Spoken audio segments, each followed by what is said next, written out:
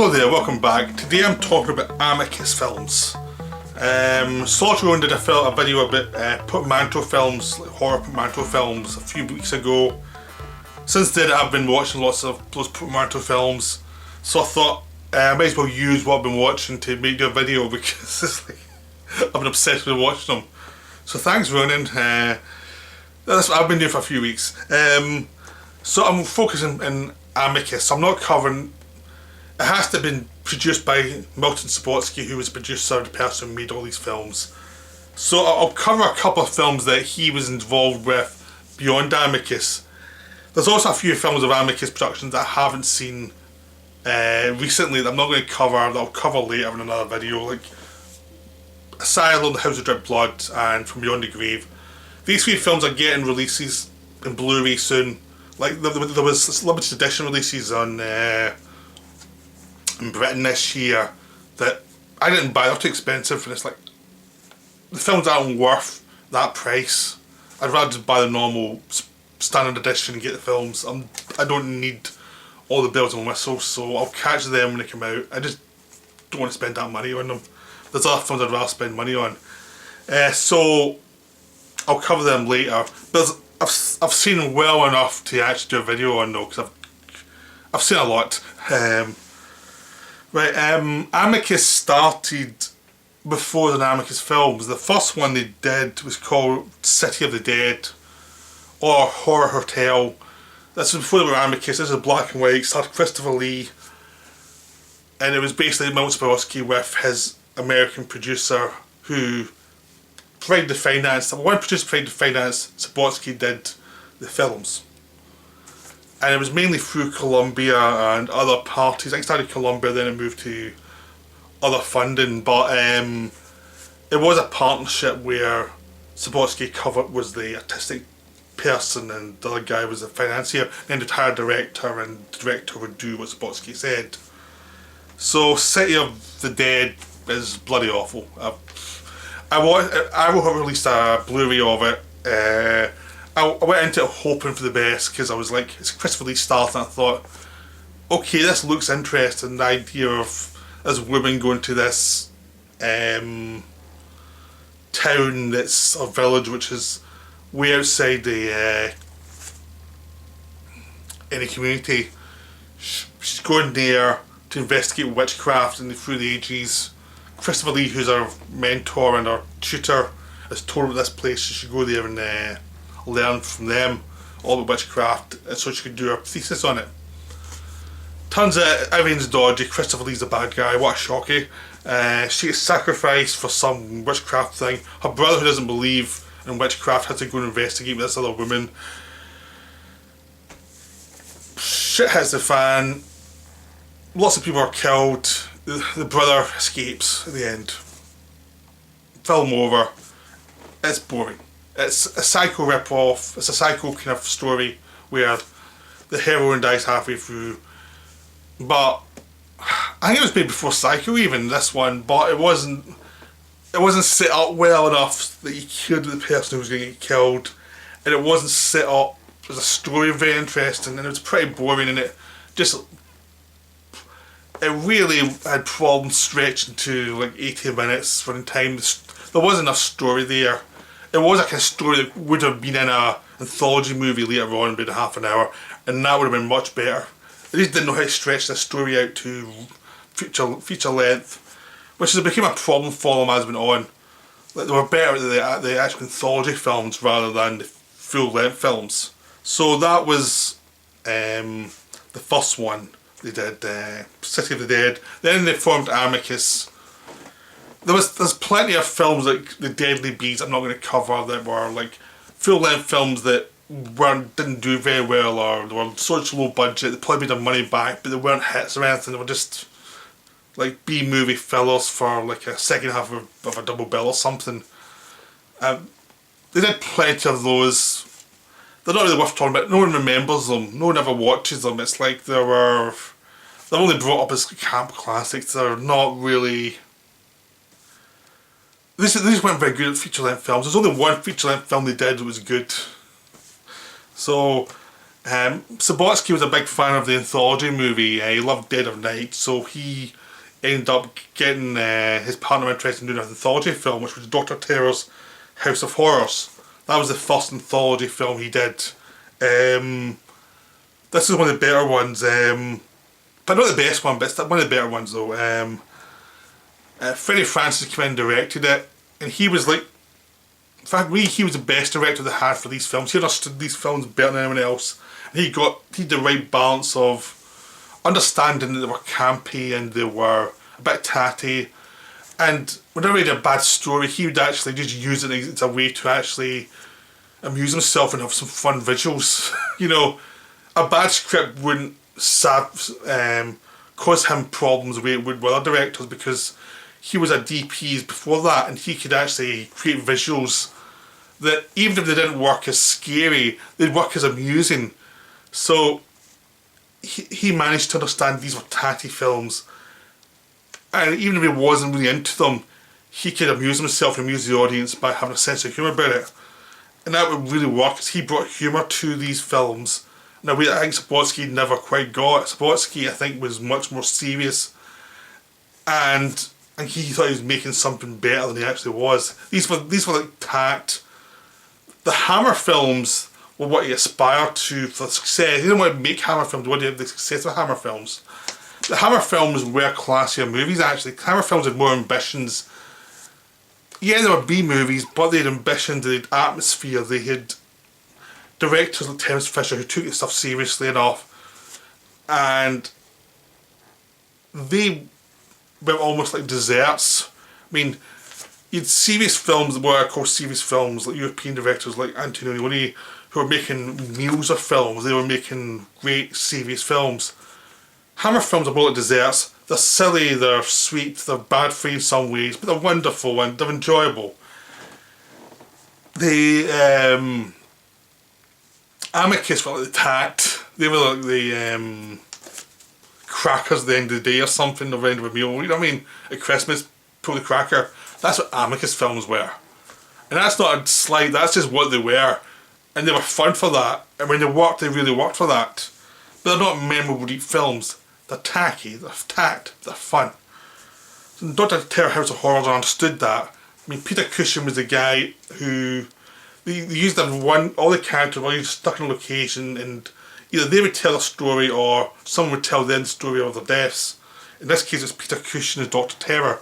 All these 5 people were in a train, and Peter Cushing tells their tales of future with tarot cards. So one of them is a solicitor going to a house in Scotland.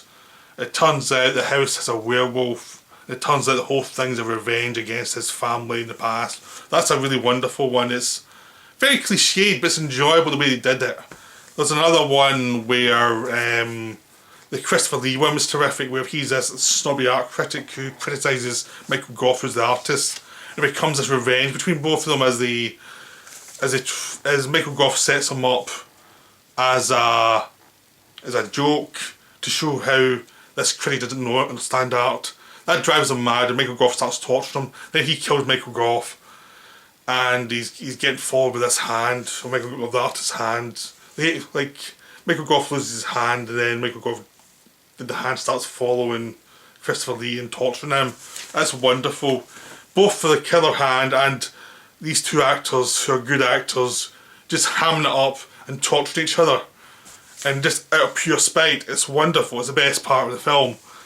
There are other ones, like the Roy Castle one, which doesn't work. He steals her tune from the Caribbean, but it needs a character to be a total bastard. And Roy Castle's just this cheerful chap who's doesn't much bite to him, so it doesn't really work as well. It's enjoyable, but it doesn't really work as a scary story. It's just a bit of fun. There's a one about Killer Plant with this guy who's a DJ playing the lead part, and that's the worst one. It's boring because they don't have a lead actor who can carry it.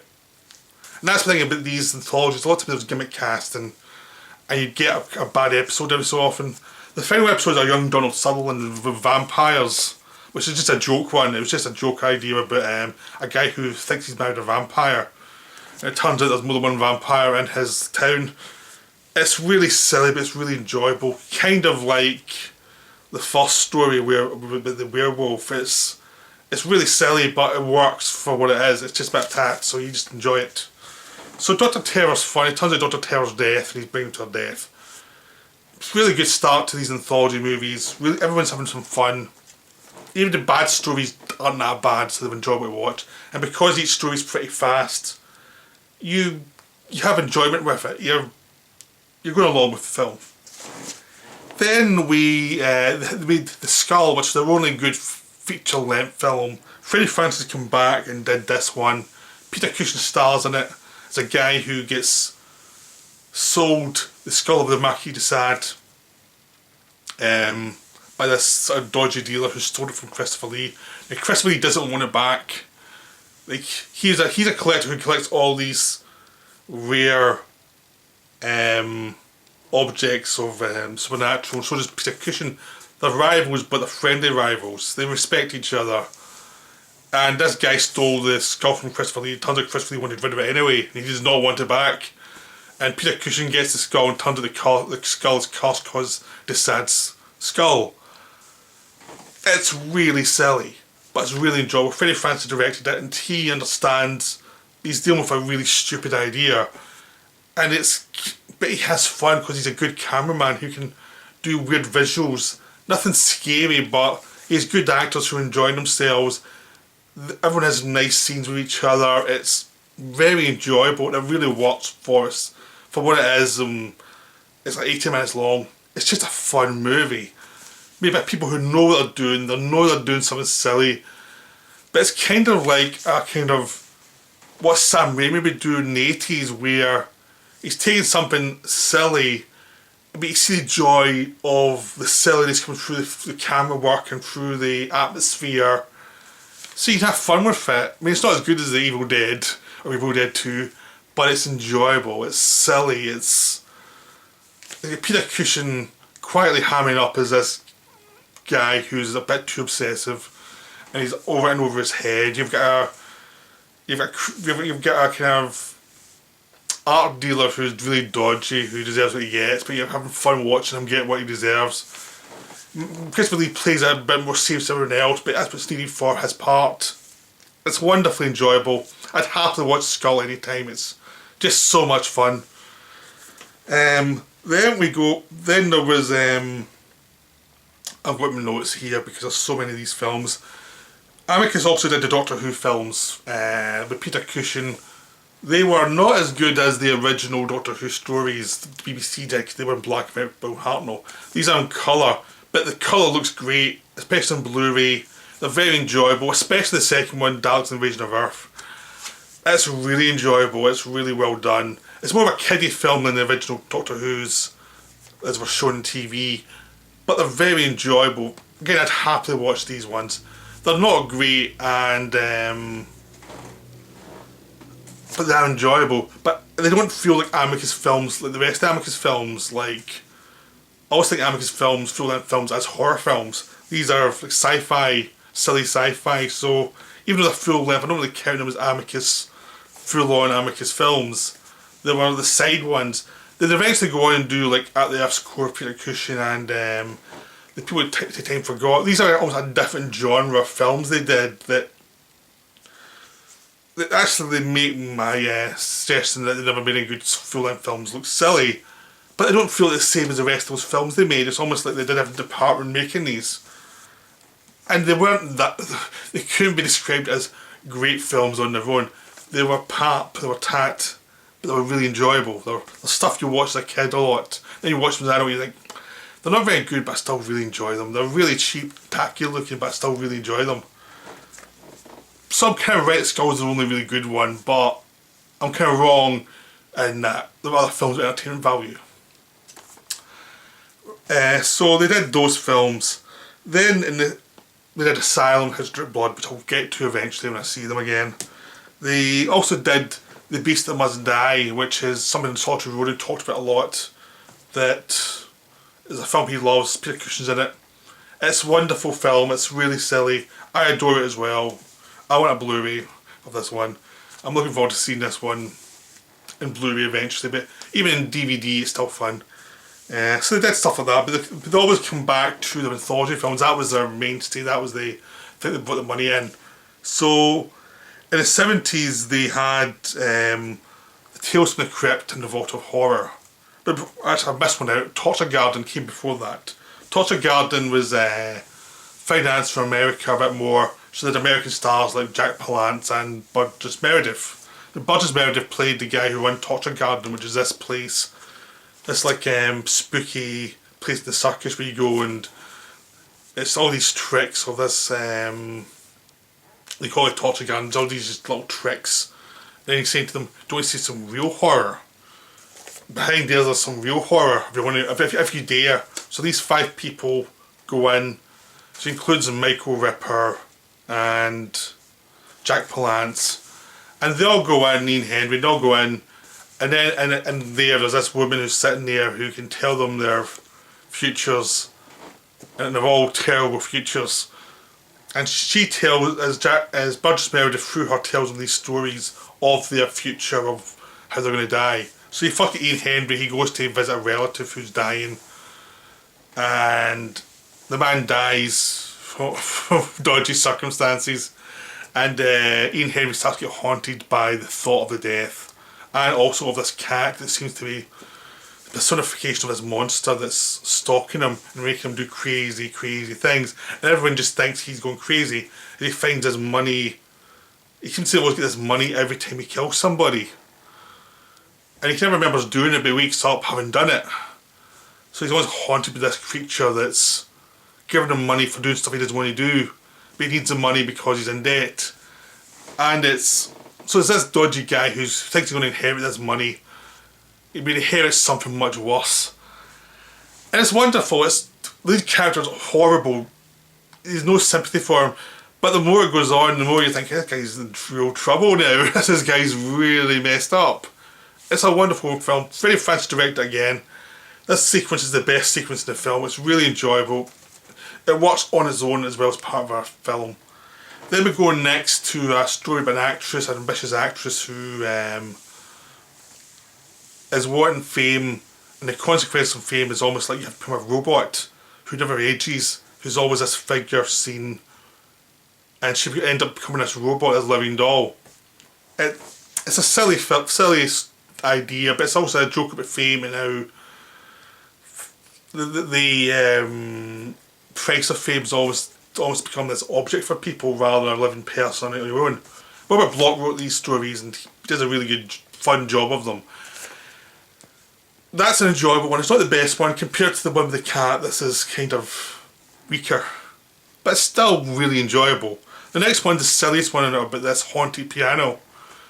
It's a silly story, but it's the most fun for Finney Francis directing because he gets to do this almost black and white imagery of this piano in this landscape, and it becomes more and more severe and black and whitish as you go more into this horror of this woman who falls in love with this guy who is a pianist who's obsessive, who can't deal with real life. It's a joke about people who are artists who can't engage with real life, and it's personified by this haunted piano.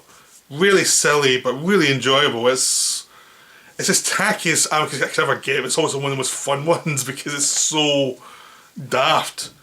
But that's what I said about Finney Francis. He can get behind the daftness of these films and enjoy them and take on something that's not a good idea as a lark and have fun with it, and that's what really works with this one. The final story is Jack Palance, who's a collector, sort of like the guy in Skull, the Peter Cushing Skull. He's a collector who meets up with Peter Cushing. They're both like Poe collectors, but Peter Cushing is a bit more of a Poe collector than Jack Palance even is, because he's like subjects. He also has Poe stories that weren't written, that have been written recently. And Poe's been dead for 100 years, and how does this work? Turns out Peter Cushing actually has Poe. He's the man who has Poe. Poe's in his cellar writing story stuff for him. It's the ultimate obsessive collector. Of course, turns out Burgess Meredith is the devil or death who's coming for the souls of these people who have died, and he collects his souls. And Michael Ripper, turns out, was in on the gag the whole time. He's a part of the act, and He's the guy who gets everyone out of the torture garden at the end to go and meet their fate. It's enjoyable. It's really enjoyable. It's the best ones make up for the worst ones, but everything's done with certain style. It's very enjoyable. Get tact, but fun. So now you have Vault of Horror and Tales from the Crypt. Tales from the Crypt came first. That was a big hit. Vault of Horror was the second one that didn't do so well. Like, Tales of the Crypt is probably my favourite of them. I mean, so far, the ones I've seen, or the ones I've seen recently. This is my favourite. This is a very enjoyable film. It's the Vault Keeper from Tales from the Crypt who's telling stories. They go to this, they're in this, they're led through this tunnel to all these different scary places in this vault, in this crypt. They end up getting lost and go to this vault. This guy sitting there, and obviously he's death, and he's here to tell the 5 stories of how they died. So you have Joan Collins with the crazy Santa Claus one, where there's a guy in a Santa Claus costume going around killing people. This happens the same night as she kills her husband and tries to dispose of the body. And of course, Santa Claus is coming, and our daughter doesn't realise Santa Claus is actually a psycho, and she lets him in. Really enjoyable. It was really fun.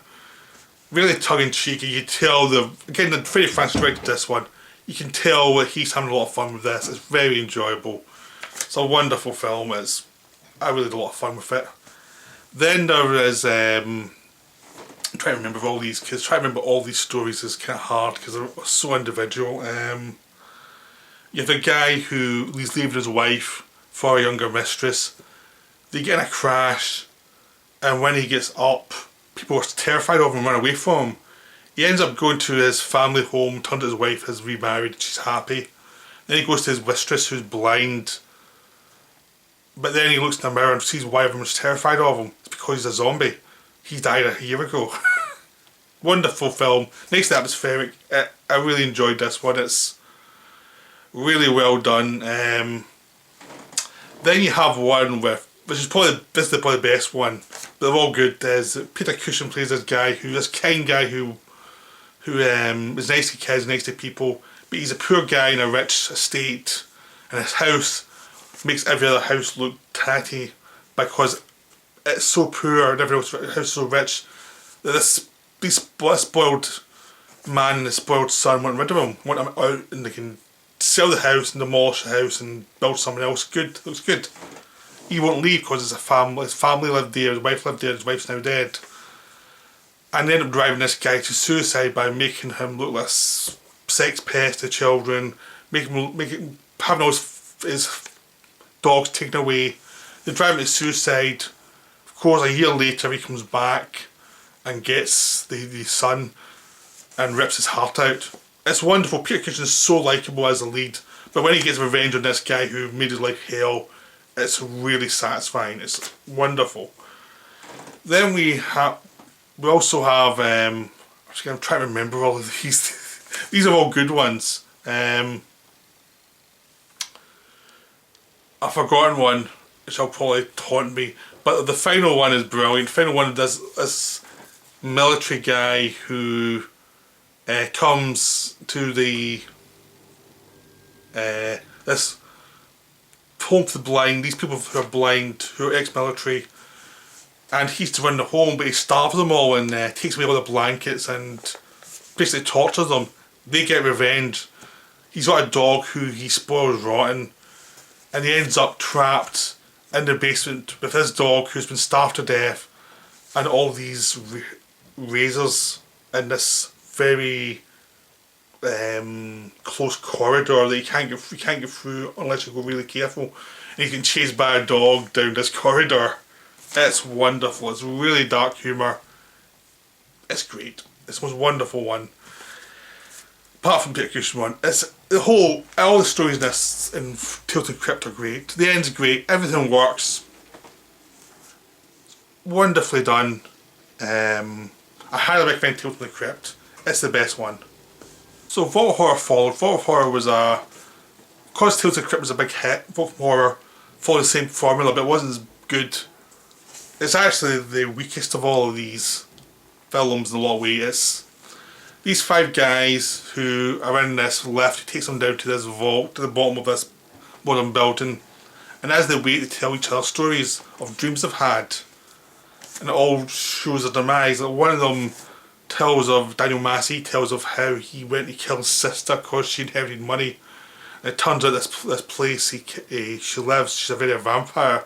You can't kill her, and the vampire uses his, they plug him in to be a kind of, almost to be like a wine glass for the blood.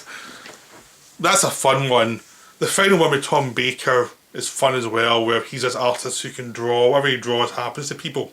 And then all these people have done him in. And he ends up, because he's did a paint of himself at the same time, this turpentine falls in paint and ends up killing him. But until then he starts taking these people out by losing their eyes, losing various parts of their bodies, they all die. It's a good one because Tom Baker's so eccentric and weird and he makes it work. But those are the two good ones. In between there's all these kind of mediocre ones, like a guy who goes to the Middle East to try and steal magic acts, and he ends up getting done in by the people who he's trying to con. And stuff like that, and all the stories in this one feel kind of weak. And it's just kind of mediocre, and I've forgotten most of them already. But I have remembered the one from Tales from the Crypt that I forgot, which is this guy who has lost all his money, but he gets his monkey paw situation where he can get his money back but at a price. At the price is he dies. Then the next monkey paw thing is his wife wants him back. Trouble is he's already been stuffed, and he's all the embalming fluid through him, and now he's forced to live forever with all this painful stuff going through his body. It's wonderful. It's really dark. I can't believe I forgot it. It's a really good story. But Evolved from Horror, in comparison, has very few of those kind of stories. They just feel kind of bland. I've already forgotten most of them. That's how kind of bland it is. It was kind of the point where Amicus films fell away. It's like they were doing stuff you could do on TV. At this point, Evolved from Horror, there's nothing that you couldn't see from TV show and TV anthology. You just felt like you were seeing stuff you could see elsewhere. So they kind of fell away with that. The final film I'll cover from Amicus, before going to what we're supposed to do next, was And Now the Screaming Starts. It, like Vault of Horror, directed by Roy Ward Baker, who was an old director who did A Night to Remember. He also did stuff for Hammer like Quatermass in the Pit. And he was more of a Hammer director than Amicus one. He didn't have the sense of humour that Finney Francis had. So his films were a bit more straight-laced, and it made them a bit more boring. They just weren't as much fun because he never had a sense of humour that you needed for these films. So, and Now the Screaming Starts is a full-length one story, but it's not very good. It's pretty awful to go through. I was pretty bored watching it. That's probably my most painful viewing experience watching an Amicus film. I started fast forwarding through bits because I was so bored. And the problem is it's shot and edited like it's an anthology film where you have to have something happen every few minutes. But it's like 80 minutes long. And you can't do that, and the story itself is pretty boring and pretty dull. And it's all about an old family curse. And it's all these jump scares and nastiness throughout the first half of the movie, so there's no character. It's just things happen, and people don't ever ask the question they should be asking, like, why is this happening? Am I going mad, or are you setting me up? It's all this curse, and instead of telling them about the curse and moving away from the area, they stick in the area and the curse happens, all these things happen, all these people who try and warn Stephanie Beacham, who's the lead character, of the curse, they all die. And Evelyn Woolver plays her husband who won't tell her the curse, and he ends up bringing Peter Cushing in to try and help fight against the curse. And all these things are thrown at the screen to scare you, and nothing's interesting, and the actors are bloody awful. And it's not their fault because they're not given anything to do. They're given terrible dialogue, scenes that make no sense. They're not given but a character around anything because there's no characters. Just these things that are thrown at the screen. And nobody's consistent, and it's pretty boring. And it's just not very good. It's really not very good. The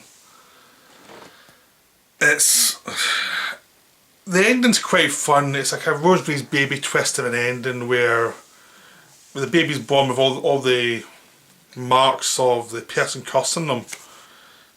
And it's just, and it turns out the whole thing's due to a rape and murder that happened years ago.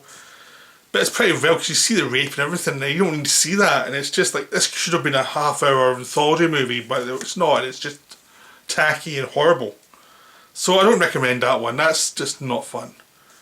Then we go to what Sapolsky did next. I'll kind of cover these briefly because they're two anthology movies, neither of which are very good, but they should. It's almost a sign of where we would go in. First was Uncanny, which was about everything done about cats. These cuss the cats can sense evil and fight against evil and can come at you for being evil. It's okay, but it's now 3 stories rather than 5 or 4 stories now, and the stories can't last for that amount of time. They're all kind of dull, and they all go on for too long. They're all about 10 minutes too long. So one's about a woman who kills her employee because she's going to change her will, and she's going to marry the guy who should give her the will now, because he'll be cut off. If they don't burn the will, they won't get the money. And then it turns out she's leaving the money to her cats instead. The cats fight back, kill her, kill the guy, end up eating the body of the woman who was a cat person. That's the best of the 3 stories, but it's way too long. The next one is about a woman who, a girl who goes to this family, and the little girl with her is pretty bitchy, and she hates the cat and does all these things to the cat because this girl has a cat that she loves. The girl and the cat get revenge on this other girl by shrinking her, and the cat eats her. It's silly. It should be a 10-minute and it lasts like half an hour. It's pretty boring. Then the final one, Donald Pleasance, who kills his wife in an accident, and Colin Kamek, in this hammy actor in the 30s, and he puts his new girlfriend, who looks like his wife, into the part. She can't act, and the cat comes back, and the cat of the wife comes back and gets revenge on him, and he ends up accidentally murdering his new girlfriend and being killed himself. It's fun, but again, it shouldn't have lasted long. Donald Pleasance is the main actor, he's having fun in the main actor, but there's nothing to it though. And then the wrap around is Peter Cushing try to tell a story, try to warn the world about the cats, and he dies at the end as well. It's okay, but it's too long. Every story's too long, and it's like they're going much lower budgets. They can't afford more than 3 stories, and they don't work. And it's old fashioned. These are stuff you can see in TV now, so it doesn't really work anymore. The TV's taken over from this. The final one's a Monster Club. Vincent Price, John Carradine. Another 3 stories. Another 3 stories are too long. One's about a monster who is in love with this woman who's a con artist, and he finds out and gets horrible revenge on her. It's enjoyable because the acting's good, but it's not that interesting. The next one's about a guy who's sorry, my brain just blanked. A guy who's promoting this film about his childhood. He's where his dad was a vampire, and these vampire killers try to kill him, and it's always a children's film. Even, and it shows you how these vampire hunters, one of them played by Donald Pleasance, are fooled. It's a fun movie, but it's not great, it's just enjoyable. The final one, I'm trying to remember what the final story was actually, because I've gone blank, the final story. I watched it yesterday and I've just gone complete blank, and it's that memorable I've forgotten what the story is. I don't think it's really worth remembering anyway, that's how I forgot it. Yeah, the Amicus ones, once we went in and already less money, they weren't as good. But they're still enjoyable and silly, but I couldn't recommend them. Try and stick to the other 70s ones if you can. The later ones aren't as good. But I hope you enjoyed the video. I enjoyed making it. Hopefully I didn't lose you too much with all these explanations of these anthology films. I'll be back with some other videos. I'll see you soon.